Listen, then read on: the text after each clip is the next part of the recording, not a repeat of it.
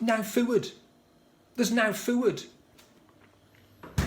That's what our son Daniel used to shout when he was a teenager. And you know what teenage lads are like? They have such huge appetites. I know. I used to eat for England when I was that age. And he would have about 10 meals a day in effect. And he'd come down to the fridge in between the main meals. He'd open the door and it would look like that. But he would say there was no food in his best Cornwall accent. Now food.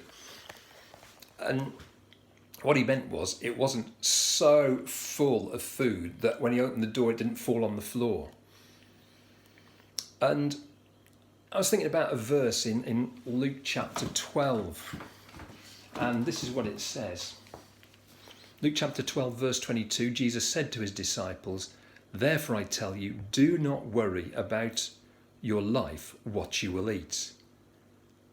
But I'm thinking, that's easy enough for me to say, oh yeah, that's great, isn't it? When we've got a fridge that is full enough for us, even though it wouldn't have been for a teenage Daniel. It's easy enough for me to say that, but there are people who are finding life tough at the moment. The number of people accessing food banks, as I'm sure you realise from the news, has really rocketed. And it's not so easy for them to say it.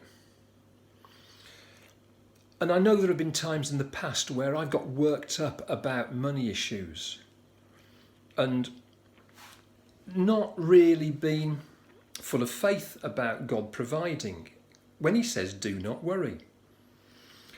And struggled to take on board when he says in verse 24 of Luke 12, "Consider the ravens, they do not sow or reap, they have no storeroom or barn, yet God feeds them. And how much more valuable you are than birds." And then a bit further down, verse 29, he says, "Do not set your heart on what you will eat or drink. Do not worry about it, for the pagan world runs after all these things, and your Father knows that you need them. But seek his kingdom, and these things will be given to you as well." And I struggled with that at times. But during lockdown, there's been certain income sources that have dried up.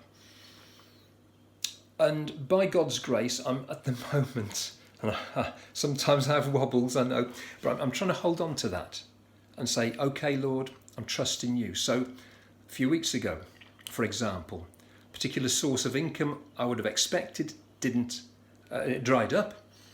And you know what?